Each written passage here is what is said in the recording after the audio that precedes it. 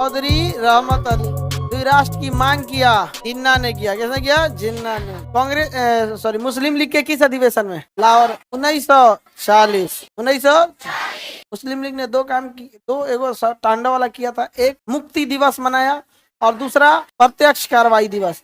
तो सबसे रद्दी चीज था प्रत्यक्ष कार्रवाई दिवस। प्रत्यक्ष कार्रवाई से ज्यादा घटिया कुछ चीज हो सकता है? तो बताइए, मुक्ति दिवस किस डेट को मनाया? किस डेट को?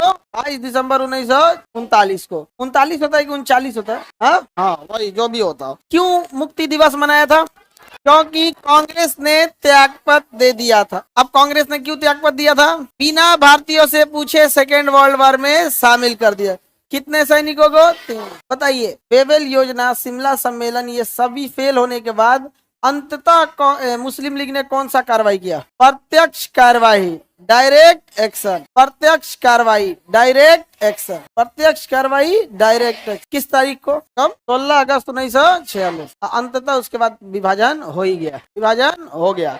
विभाजन 1948 में होना था, लेकिन उससे पहले ही विभाजन कर दिया गया, क्योंकि जिन्ना को लंग्स में टीबी था। इलाज करने वाले को उस समय का कहना था कि कैंसर है। अब चूंकि उस समय मेडिकल साइंस इतना ज्यादा डेवलप नहीं था कि लंग्स कैंसर और लंग्स टीबी को उतना पकड़ सके, और अगर विभाजन 1947 में नहीं होता और जिन्ना मर जाता तो भारत का विभाजन हो ही नहीं पाता। आनंद फानन में 1 साल पहले आजाद करके गए थे सब। जबकि ये प्रस्ताव स्वयं प्रधानमंत्री वहां का नया जो प्रधानमंत्री बना था क्लीमेंट एटली ने कहा था कि 1948 तक अंग्रेज भारत को आजाद कर देंगे। लेकिन जो इलाज कर रहा था डॉक्टर, उसने बता दिया अंग्रेजों को कि जिन्ना को क्या है? टीवी है। जिन्ना को क्या है? टीवी है। तो अंग्रेजों ने जिन्ना से छुपा दिया कि उसको क्या है? टीवी है। कहा से जल्दी जल्दी अलग कर, जल्दी बांट नहीं तो एक से बढ़ का नीच को है ये नहीं है। उस समय आज ना इंडिया पाकिस्तान की इतनी लड़ाइयां हो गई, और ये इंडिया पाकिस्तान की लड़ाइयों में ना जमीन की लड़ाई से ज्यादा धर्म की लड़ाई घुसड़ दिया सब। और इसमें आग लगाने का सबसे बड़ा काम किया इन आतंकवादियों ने। देखो, चाइना से भी हमारी भूमि विवाद है,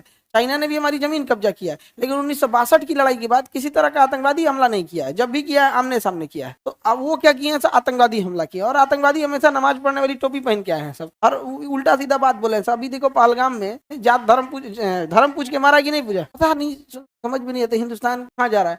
बाहर से आ रहा है धर्म पूछ के मार रहा है, और अंदर वाला जात पूछ के मार रहा है। कहाँ जाए कोई? केजीएस में आओ केजीएस। हम यहाँ कौनो धर्म के हो, कौनो जात के हो, सबका स्वागत है। नहीं पढ़ोगे तो सब पिटाओगे, सबका स्वागत कर रहे हैं हम यहाँ।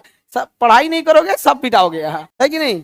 लेकिन पाकिस्तान और इंडिया के साथ देख रहे हैं कैसे दोनों देशों के साथ भूमि विवाद है। लेकिन चाइना का भूमि विवाद रह गया, लेकिन पाकिस्तान ने किस तरह से भूमि विवाद को धर्म विवाद का नाम दे दिया, क्योंकि जिन्ना ने यही करके तो विभाजन करके देश लिया था। आप गौर करके देखिए, पाकिस्तान कभी भी भूमि विवाद की लड़ाई में जीत ही नहीं सकता है। स्वयं बाबर हार चुका था खानवा की लड़ाई, राणा सांगा के साथ जब खानवा की लड़ाई चल रही थी तो बाबर हार चुका था और राणा सांगा जीत चुके थे। उसने समझ गया कि जमीन की लड़ाई में हम हार जाएंगे, क्योंकि बाबर काबुल हार चुका था, बाबर फरगाना हार चुका था, कंधार हार चुका था, समरकंद हार चुका था, हर जगह हारते जा रहा था बाबर। उसने कहा कि हम ये लड़ाई नहीं जीत पाएंगे, हमको इसको धार्मिक रंग देना पड़ेगा। उसने जिहाद शब्द प्रयोग किया, लड़ाई शाम का शाम क्या हो गया? जीत गया यहाँ पर। इसलिए याद रखिएगा, जब भी राजा हारेगा धर्म को आगे कर देगा। तो आप देखिए, देश विभाजन हुआ 1948 में, पाकिस्तान ने कश्मीर कब्जा किया, उसी कश्मीर को चाइना ने भी कब्जा किया।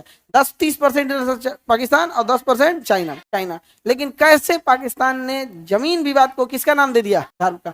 यही कारण है कि वो देखिएगा कश्मीर में घुसेगा ताकि वो जमीन बहाने को कैसे धार्मिक रंग दे सके, लेकिन वो राजस्थान में नहीं घुसना चाहेगा। राजस्थान वाला मारेगा सो थार के रेगिस्तान में, यहाँ पे हाँ मारो देश नहीं। उसका एक और भी कारण है कि कश्मीर की जो ज्योग्राफिकल बनावट है ना, वो आतंकवाद और इन सारी चीजों को छुपने के लिए बड़ा अच्छा जगह था। रेगिस्तान में तुम कहाँ छुपोगे? 30 किलोमीटर तक दिखेगा। और कश्मीर क्या है? पहाड़ है, बहुत खतरनाक होता है पहाड़ में ना, आपको कोई मूवमेंट हो सकता है, मौसम तुरंत बदल जाएगा, हर चीज हो सकता है ना। तो कई बार ज्योग्राफी साथ दे देती है। जैसे नक्सल जो है जंगल वाले एरिया में पनप रहे हैं, ज्योग्राफी क्या कर देती है? साथ दे देती है। ऐसा ज्योग्राफी आ जाती है जिसका कोई हद नहीं। और राजस्थान साइड से ना इतनी लड़ाइयां लड़े हैं लोग कि जिसका कोई हद नहीं है। जितने विदेशी आए थे सब वहीं तो आए थे सब, वहां बहुत सारी लड़ाइयां लड़े और अत्याचार झेले थे सब वहां पर। उस पंजाब जो हरियाणा वाला एरिया था, राजस्थान वाला एरिया, सारे आक्रमण तो उधर ही से होते थे। हरियाणा पानीपत की पहली लड़ाई, दूसरी लड़ाई, तीसरी लड़ाई, तराई का पहला युद्ध, तराई का द्वितीय युद्ध, महाभारत का युद्ध, कैथल का युद्ध, सब तो वहीं लड़ाई गया। लड़ाई के बाद अत्याचार जो होता था वो अत्याचार बड़ा भयानक होता था। तो आज भी देखिएगा वहां पे वहां के लोग जगह जाट वगैरह का बातचीत में देखिएगा ना, लगेगा युद्ध के लिए है कि भैया उस वो जिंदा रहेगा तभी युद्ध किया ही है। वो पहले टाइम पे वो जाट का और राजपूतों का इतिहास उठा के देखिए, वहां सूरजमल भरतपुर के राजा जिंदगी में कभी आराम ही नहीं कर पाए, कभी नहीं देखेंगे। तो इतना वहां पे क्या हुआ था, लड़ाई लड़े थे लोग। सब एरिया बाई एरिया क्या हो गया, उसका असर पड़ा।